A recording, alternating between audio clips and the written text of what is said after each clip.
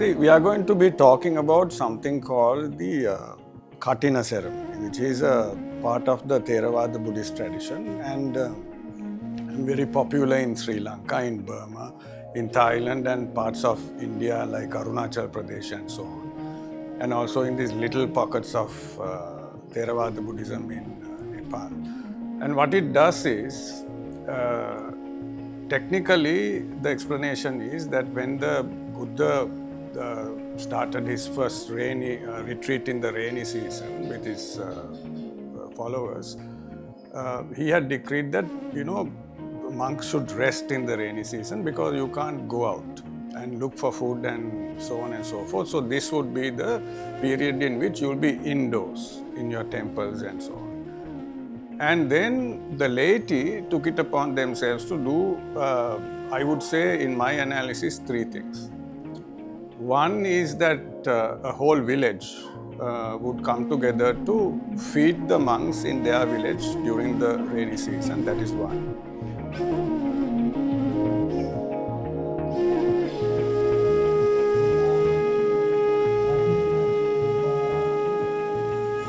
Second is as a ritual obligation, they also, in the traditional sense, they started making a robe or robes that was made from scratch to be worn by these monks once they came out of the retreat, right? The third was that this was supposed to be a collective effort. So in the lexicon of contemporary social sciences, this is what would be called a collective effort that would create the identity of this group. So in Sri Lanka, what happened was that when a village or a street or whatever comes together to do their Katina Puja, they do these things. One is that they'll feed the monks over a period of time. That could be one household, or more likely it could be a number of households in that area that would come together to do this.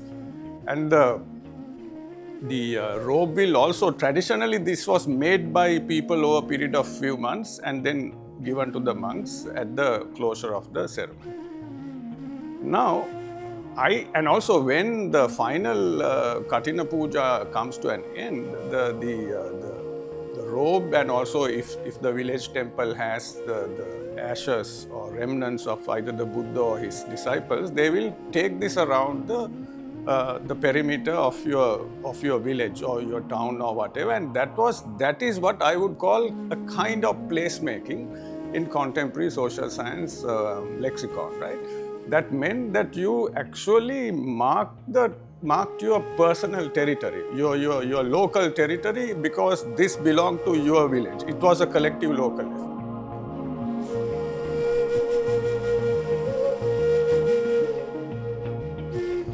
කටන පින්කමක් කියන්නේ වාර්ෂිකව විහාරස්ථානයක සිදු කරන ප්‍රධානම පින්කම විහාරස්ථානයක එක වර්ෂයකට එක වතාවක් පමණක් සිද්ධ කරන්න පුළුවන් පින්කම තමයි කටන පින්කම කියන්නේ. කටින කියන්නේ නොකඩෙනවා කියන අර්ථය, බිඳෙන්නේ නැහැ කියන අර්ථය. කටිනේ කියන පාලි වචනේ සිංහල අර්ථයට ගත්තොත් ඒ විදිහට තමයි අර්ථ ගන්නවන්න පුළුවන්කම තියෙන්නේ. විශේෂයෙන්ම කටිනයක් කියලා අපේ බෞද්ධ සදහැවතුන් බොහොම ශ්‍රද්ධාවෙන් අවුරුද්දකට සැරයක් අපේ ස්වාමින් වහන්සේලා මුල් කරගෙන උපසපන් භික්ෂුන් වහන්සේලා වස් සමාදන් කරවාගෙන උන්වහන්සේලාට මාස 3ක් පුරාවට වැසි කාලයේදී සිව්පසයෙන් අප උපස්ථාන කරමින් උන්වහන්සේලා රැක බලාගෙන අවසානයේදී උන්වහන්සේලා වෙනුවෙන් පූජා කරන පූජාව තමයි කටින චීවර පූජාව. කටිනේ ආනිසංස පිළිබඳව වෙන විවිධ අවස්ථාවන් වලදී පැහැදිලි කරලා තියෙනවා. ඒ කටිනේ ආනිසංස අටමහා කුසල් වලට ගැනෙන පළවෙනි පින්කම නිසා ඒ කටිනේ ආනිසංස පිළිබඳව විවිධ විදියට මේ ශාසනය තුල සඳහන් කරලා තියෙනවා. ඒ විදිහට තමයි කෙටියෙන් කටිනේ පිළිබඳව සඳහන් කිරීමේ හැකියාව.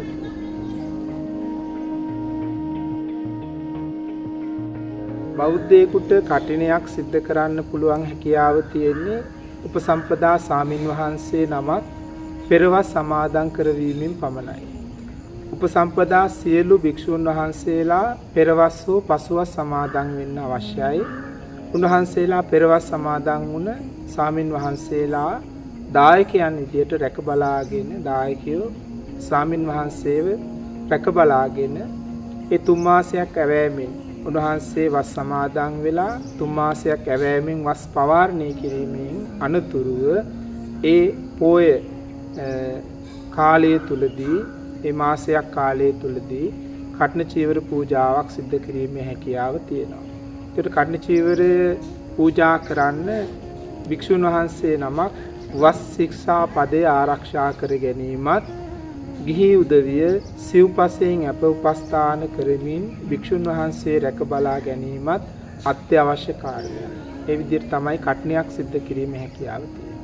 කඨින පින්කමකදී චාරිත්‍රානුකූලව සිදුවෙන කාරණා කිහිපයක් තියෙනවා. ඒ අතර පළවෙනියම වස් ආරාධනාව. වස් ආරාධනාවෙන් අනතුරුව වස් කාලයේ භික්ෂුන් වහන්සේලා 3 මාසයක් ගත කරනවා වැසි සමයේදී. ඉන් අනතුරුව වස් පවාරණයෙන් දායකයන්ගේ ආරාධනාව සහ දායකයාගේ කැමැත්ත මත විහාරස්ථානයේ කඨින චීවර පූජාව සිද්ධ වෙනවා. ඒ කඨින පූජාව සිද්ධ වෙන්නේ දායකයන් විසින් සකස් කර ගන්නා වූ රෙදි කඩක් රැගෙන විත් ඒක පුරාණ චාරිත්‍රානුකූලව පඬු පෙවීම කඩ කැපීම මැසීම ආදී වශයෙන් ඒ කාරණා සිද්ධ වෙනවා. ඊට අමතරව වර්තමානයේදී සිද්ධ වෙන්නේ චීවර රෙදි තියෙනවා. ඒවා දායකයෝ අරගෙන ඇවිල්ලා පෙරහැරකින් විශේෂයෙන්ම තමන්ගේ නිවසේ ඉඳලා ලංකාවේ නම් තමන්ගේ නිවසේ ඉඳලා ඉසමතින් ඒ දායක පිරිස එකතු වෙලා බොහොම ශ්‍රද්ධාවෙන් ගෞරවයෙන් යුක්තව සාදුකාර මැද්දේ විහාරස්ථානයට හිමිදිරි පාන්දරින් රැගෙන එනවා. හිමිදිරි පාන්දරින් රැගෙන ඇවිල්ලා ස්වාමින් වහන්සේට බාර දෙනවා. ඒ බාර දෙන්නේ ඉල්ලීමක් සිද්ධ කරමින්. ඒ ඉල්ලීම තමයි මේ සකස් කරගත්ත චීවරය කඨින චීවරයක් විදියට සකස් කරලා පූජා කරන්න අවශ්‍ය කටයුතු සම්පාදනය කරලා දෙන්න කියලා. පෙරහැරකින් සිද්ධ කරන්නේ ඒ කාරණය. පෙරහැරකින් හිස මත තියාගෙන කඨින චීවරය අරගෙන ඉන්නේ ඒක කඨින චීවරයක් විදියට සකස් කරලා දෙන ලෙස ඉල්ලීමක් කරන විදියට. ලුම්බිනි ශ්‍රී ලංකා මහා විහාරයේ කඨින චීවර පූජාව අපි වාර්ෂිකව පහුගිය අවුරුදු වලදී ඇතිවෙච්ච කොරෝනා ව්‍යසනයේ කාලය පුරාවෙත් අපි මේ කඨින චීවර පූජාව නොකඩවා සිද්ධ කරනවා. විශේෂයෙන්ම මේ ලුම්බිනිය බුදුහාමුදුරු උපන් පුදබිම මේ පුදබිමේදී කඨින චීවර පූජාවක් සිදු කරන එක ලංකාවේදී කඨින චීවර පූජාවක් සිදු කරනවාට වඩා යම් තරමක වෙනස් වීම සිදු කරගෙනයි අපි සිද්ධ කරන්නේ. ඒකට හේතුව තමයි මේ ලුම්බිනි අවට බෞද්ධයෝ බොහෝ ප්‍රමාණයක් අපිට මුණ ගැහෙන්නේ නැහැ. අන්‍ය ආගමිකයෝ තමයි වැඩි පිරිසක් ජීවත් වෙන්නේ. බෞද්ධ පිරිසක් ජීවත් වෙන්නේ මේ නේපාල රටේ අගනුවර කත්මණ්ඩු නුවර. ඒ වගේම අපේ ශ්‍රී ලංකා මහා විහාරයේ කඨින චීවර පූජාවක් සිද්ධ කරන්න වැඩි කැමැත්තක් දක්වන්නේ ශ්‍රී ලාංකිකයෝ.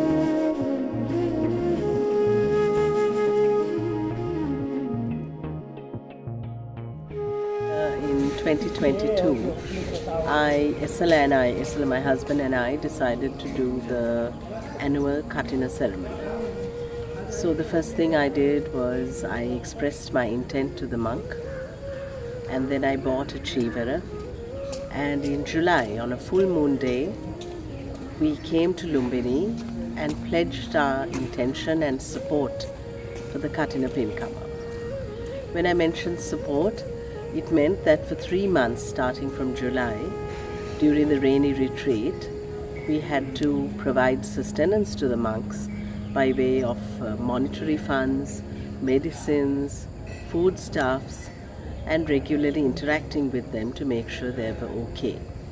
And these were the 2 monks at the Lankarama temple in Lumbini. So for 3 months we sent the foodstuff, and then of course I took the chivara from Colombo and I brought it to Kathmandu. And thereafter my son got married in September, so I decided to take the chivara back Because once you accept the Cheewara, you have to look after it. You can't just lock it away in a cupboard. So then I took the Cheewara back with me to Colombo, and of course we did all the vatavat, as they call it, the offerings. We were making daily offerings of tea and gilampasa, i.e., water, juices, and incense, and all these fragrant incense and flowers. Every day we had to do it. It was pretty much like a ritual every morning and every evening. So today what we did was we took the Katina Cheewara to the temple, and now we are going to give an alms giving for 25 monks.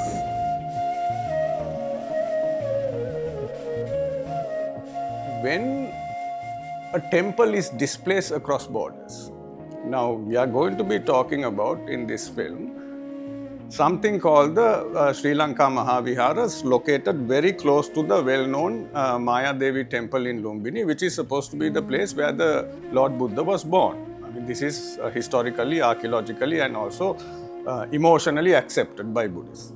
And this temple is, I would say, 10 minutes from the Maya Devi temple. And also importantly, it is called Sri Lanka Maha Vihara, and it has been established by the Sri Lankan government with Sri Lankan taxpayers' money. Like other temples of this kind, funded by various other countries, Korea and so on and so forth, Burma and Japan and so on. So, when a Sri Lankan temple in a foreign country, in this case it's Nepal and Lumbini, does a Katina Puja, what does it mean? How does things like placemaking come into being? Whose place are you making? Because this is away from Sri Lanka. It's not a Sinhala village, it's not a Sri Lankan Buddhist village, it is Lumbini. And in any case, Lumbini today is not a Buddhist place. It is a Buddhist archaeological site, but it's not a Buddhist place. Because the majority of people around are not, who don't belong to that religion. So my interpretation is this: when something so typically Theravadin and something so typically Sinhala Buddhist is enacted in a foreign place, in this case in Lumbini, a kind of Sri Lankan placemaking happens in this place. Because the ceremony starts from, the initial ceremony starts from the temple, but before that, Sri Lankans and other Buddhists in Nepal had already contributed to the making of the robe.